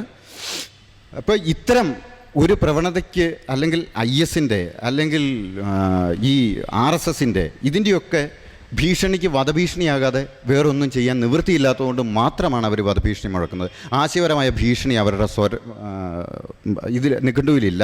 കാരണം അവർക്ക് ആശയമല്ല ഉള്ളത്. അവർക്ക് ഒന്നുകിൽ നിങ്ങൾക്ക് അന്ധമായി അതിനകത്ത് വിശ്വസിക്കുക, മുട്ടിലിഴയുക, അല്ലെങ്കിൽ മരിക്കാൻ തയ്യാറാകുക. അപ്പോൾ ഈ മരണം യോജിക്കാത്തവനെ കൊല്ലുക എന്നുള്ളത് ഒരു തീവ്രവാദ സംഘടനയ്ക്ക് അല്ലെങ്കിൽ ഒരു മറ്റേ വിശ്വാസ സംഘടനയ്ക്ക് മുന്നോട്ട് വയ്ക്കാനുള്ളൂ. അതുകൊണ്ട് അവർ സ്വാഭാവികമായിട്ടും വധഭീഷണിയാണ് നമുക്ക് മുന്നോട്ട് വയ്ക്കാനുള്ളത്. അതിനെ ചെറുത്ത് തോൽപ്പിക്കാൻ ആശയപരമായ ചെറുത്തുനിൽപ്പല്ലാതെ നമ്മുടെ മുമ്പിൽ വേറെ വഴിയൊന്നും ഇല്ലതാനും. അപ്പോൾ അതിൽ നമ്മുടെ പ്രവർത്തനം എത്രമാത്രം ജനങ്ങളിലേക്ക് വ്യാപിപ്പിക്കുന്നുവോ അതിനനുസരിച്ചെങ്കിലും നമുക്ക് ഇതിനെ പ്രതിരോധിക്കാൻ കഴിയുമെന്ന് പ്രതീക്ഷിച്ചുകൊണ്ട് ഈ ജബ്ബാർ മാഷിൻ്റെ ഐക്യദാർഢ്യം, ജബ്ബാർ മാഷിനുള്ള ഐക്യദാർഢ്യത്തിൽ ഞാനും അഭിവാദ്യങ്ങൾ അർപ്പിച്ചുകൊണ്ട് നിർത്തുന്നു. നമസ്കാരം. ക്ലാസിംഗ് ഇയർ കഴിഞ്ഞു. ഇനി നമുക്ക് അവസാനിപ്പിക്കാൻ തോന്നുന്നു. 2 വാക്ക് പറഞ്ഞിട്ട് നമുക്ക് അവസാനിപ്പിക്കാം. ഇന്ന് നമ്മൾ ഏതാനും ജനപ്രതിനിധികളെ ഇവിടെ ക്ഷണിച്ചിരുന്നു. ആരും ഇവിടെ എത്തിയില്ല എന്നുള്ളതാണ് അതിൻ്റെ ഒരു സങ്കടകരമായ വസ്തുത. ഒരുപക്ഷെ ഈ സ്വതന്ത്ര ചിന്തകർ അല്ലെങ്കിൽ യുക്തിചിന്തകർ എപ്പോഴും നേരിടുന്ന ഒരു പ്രധാന പ്രശ്നവും ഈ മുഖ്യധാര രാഷ്ട്രീയ പാർട്ടികളുടെ നിന്ന് കിട്ടുന്ന ഈ നിസ്സംഗത, യുക്തിചിന്തയ്ക്കും സ്വതന്ത്ര ചിന്തയ്ക്കും വേണ്ടിയിട്ടുള്ള ആ പിന്തുണ അവരിൽ നിന്ന് വേണ്ട രീതിയിൽ കിട്ടുന്നില്ല എന്നുള്ളത് ഇവിടെയും വളരെ പ്രകടമായിരുന്നു എന്നാണ് ഞാൻ മനസ്സിലാക്കുന്നത്. അത് വോട്ട് ബാങ്ക് രാഷ്ട്രീയത്തിൻ്റെ ആവാം, എന്തും ആയിക്കോട്ടെ. അപ്പോൾ പലപ്പോഴും നമ്മൾ ഈ സത്യം തുറന്നു പറയുന്ന അല്ലെങ്കിൽ മതങ്ങളെ ആണെങ്കിലും രാഷ്ട്രീയ വിശ്വാസങ്ങളെയാണെങ്കിലും അയുക്തികമായ എല്ലാത്തിനെയും ചർച്ച ചെയ്ത് വിമർശിച്ച് മുന്നോട്ട് നീങ്ങുന്ന നമ്മൾ പലപ്പോഴും ഒറ്റയ്ക്കാവാൻ തന്നെയാണ് സാധ്യത. പക്ഷെ അതുകൊണ്ട് വിഷമിക്കേണ്ട കാര്യമല്ല. എന്തുകൊണ്ടെന്ന് വെച്ചാൽ ശാസ്ത്രീയ ചിന്തയും യുക്തിചിന്തയും നമ്മൾ മുന്നോട്ട് വയ്ക്കുകയാണെങ്കിൽ അവസാനം ഒരു പക്ഷേ അവസാനം നില അവർക്ക് വരേണ്ടി വരാനാണ് സാധ്യത. നമ്മുടെ പിന്നാലെ വരേണ്ടി വരും. എന്തുകൊണ്ടെന്ന് വെച്ചാൽ ഇപ്പോൾ തന്നെ ഇവിടെ പങ്കെടുക്കാൻ നോട്ടീസിൽ ഒരു പേരുണ്ടായിരുന്നു, ഷിറിൻ ഡാൽവി. നിങ്ങൾ പലർക്കും അറിയുന്നുണ്ടാവില്ല. ഒരു ഉറുദു പത്രപ്രവർത്തകയാണ്. അവരുടെ കഥയും കൂടി പറഞ്ഞിട്ട് ഞാനിവിടെ അവസാനിപ്പിക്കാം. അവർ ബോംബെയിലെ ആദ്യത്തെ ഉറുദു മാസികയുടെ ആദ്യത്തെ വനിതാ എഡിറ്ററാണ്. അവർ 2014 വനിതാ എഡിറ്ററായതാണ്. 2015 കഴിഞ്ഞ വർഷം ജാനുവരിയിലത്തെ അവരുടെ പത്രത്തിൽ അവധ്നാമ എന്ന ലക്നൌവിൽ നിന്ന് ഇറങ്ങുന്ന ഉറുദു പത്രത്തിൻ്റെ മുംബൈ എഡിഷൻ അവർ ചാർലി ഹെബ്ഡോവിൻ്റെ ഒരു കാർട്ടൂൺ അതിൽ പബ്ലിഷ് ചെയ്തു. അപ്പോൾ ചാർലി ഹെബ്ഡോ വളരെ എന്താ പറയുക, ഇസ്ലാമിക തീവ്രവാദികൾക്ക് തീരെ കണ്ടുകൂടാത്ത ഒരു മീഡിയ, ഒരു മാഗസിനാണ്. അപ്പോൾ ആ മാഗസിനിൽ വന്ന ഫ്രഞ്ച് മാഗസിനാണ്. ആ മാഗസിനിൽ വന്ന ഒരു കാർട്ടൂൺ, ആ കാർട്ടൂണിൽ ഒന്നുമില്ല, ഒരു നബിയെ പോലെയുള്ള ഒരാൾ പറയുകയാണ്, വിഡ്ഢികളുടെ എന്താണ് കൃത്യമായിട്ട് എനിക്ക് ഓർമ്മയില്ലെങ്കിലും സ്റ്റുപ്പിഡായിട്ടുള്ള ആളുകൾ ഫോളോവേഴ്സ് ആകുമ്പോൾ ഉണ്ടാവുന്ന വിഷമം പറയുന്ന ഒരു വൃദ്ധനെ ഒരു ചിത്രമാണ് അത് കാണിക്കുന്നത്. അപ്പോൾ മത തീവ്രവാദത്തിനെ ആക്രമിക്കുന്ന ഒരു കാർട്ടൂണാണ്. ആ കാർട്ടൂൺ അതിൽ പബ്ലിഷ് ചെയ്തു ഉറുദു പത്രത്തിൽ. ഏതാനും ദിവസങ്ങൾ കൊണ്ട് തന്നെ അവരുടെ ജോലി പോയി എന്ന് മാത്രമല്ല, ആ പത്രം, ആ എഡിഷൻ, ബോംബെ എഡിഷൻ നിർത്തലാക്കുകയും ചെയ്തു. അതുമാത്രമല്ല, അവരുടെ ഇടയിൽ പല കേസുകൾ വന്നു. അവർക്ക് ഒളിവിൽ പോകേണ്ടി വന്നു. അവരുടെ കുടുംബത്തിൽ നിന്ന് മാറി നിൽക്കേണ്ടി വന്നു. അവരൊരു വിധവയാണ്. ഒരുപാട് ബുദ്ധിമുട്ടുകൾ അവർ സഹിച്ചു. അവർക്ക് ഉറുദു ഭാഷയിൽ മാത്രമേ അവർക്ക് എഴുതാൻ അറിയുള്ളൂ. കഴിഞ്ഞ 10-20 വർഷമായിട്ട് ഒരു ഉറുദു ജേർണലിസ്റ്റാണ്. ഒരു പത്രം അവരെ എടുക്കാതെയായി. അങ്ങനെ വളരെയധികം ബുദ്ധിമുട്ടിയിരിക്കുന്ന ഒരു സമയമായിരുന്നു. ഇപ്പോഴും അങ്ങനെ തന്നെയാണ്. എങ്കിലും ഞങ്ങൾ കുറച്ച് സ്വതന്ത്ര ചിന്തകരും നിർമുക്തയുടെ നേതൃത്വത്തിലുള്ള കുറച്ച് ആളുകളെല്ലാം കൂടി ഒരു ക്രൗഡ് ഫണ്ടിങ്, അവർക്ക് ഒരു പുതിയൊരു ഓൺലൈൻ പബ്ലിക്കേഷൻ സ്റ്റാർട്ട് ചെയ്യാൻ വേണ്ടിയിട്ട് ഒരു ക്രൗഡ് ഫണ്ടിങ് കഴിഞ്ഞ ഒരു മാസമായിട്ട് ചെയ്യുമായിരുന്നു. തുടക്കത്തിൽ റെസ്പോൺസ് വലിയ ഗുണം കിട്ടിയില്ലെങ്കിലും ഇപ്പോൾ കഴിഞ്ഞ ഒരു 4 ദിവസം മുമ്പായപ്പോഴേക്കും 4 ലക്ഷത്തിലധികം രൂപ നമുക്ക് പിരിക്കാൻ കഴിഞ്ഞിട്ടുണ്ട്. അത് അവർക്ക് കൊടുക്കുകയും ചെയ്യുന്നതാണ്. അവരിന്ന് വരാമെന്ന് ആദ്യം ഏറ്റിരുന്നെങ്കിൽ അവരുടെ ആരോഗ്യസ്ഥിതി മോശമായതുകൊണ്ട് വരാൻ പറ്റിയില്ല. അപ്പോൾ സ്വതന്ത്ര ചിന്തയ്ക്ക് ആളുകളുണ്ട് എന്നാണ് അത് കാണിക്കുന്നത്. ഒരു വിശ്വാസിയാണ്, അവർ ഇസ്ലാം വിശ്വാസിയാണ്. എങ്കിലും ഇസ്ലാമിൽ ഒരുപാട് മാറ്റങ്ങൾ വരണം. സ്ത്രീകളുടെ പ്രശ്നങ്ങൾ, ഇസ്ലാമിലെ പ്രശ്നങ്ങൾ അവർ കാര്യമായിട്ട് മുന്നോട്ട് വയ്ക്കുന്നുണ്ട്. തീവ്രവാദത്തിനെ വളരെയധികം എതിർക്കുന്ന ഒരു പത്രപ്രവർത്തകയാണ്. അപ്പോൾ അവർക്ക് വേണ്ടിയിട്ട് ഒരുപാട് പേര് മുന്നോട്ട് വന്നു എന്നുള്ളത് ഒരു നല്ലൊരു കാര്യമായിട്ടാണ് ഞാൻ തോന്നുന്നത്. ഇത്രയും പറഞ്ഞുകൊണ്ട് ജബ്ബാർ മാഷിൻ്റെ ശബ്ദം നമുക്ക് ഒരിക്കലും നിലയ്ക്കാൻ നമ്മൾ ഒരിക്കലും സമ്മതിക്കരുത് എന്ന് ഒരിക്കൽ കൂടി അടിവരയിട്ട് പറഞ്ഞുകൊണ്ട് നമുക്ക് അടുത്ത നന്ദി പ്രകടനത്തിലേക്ക്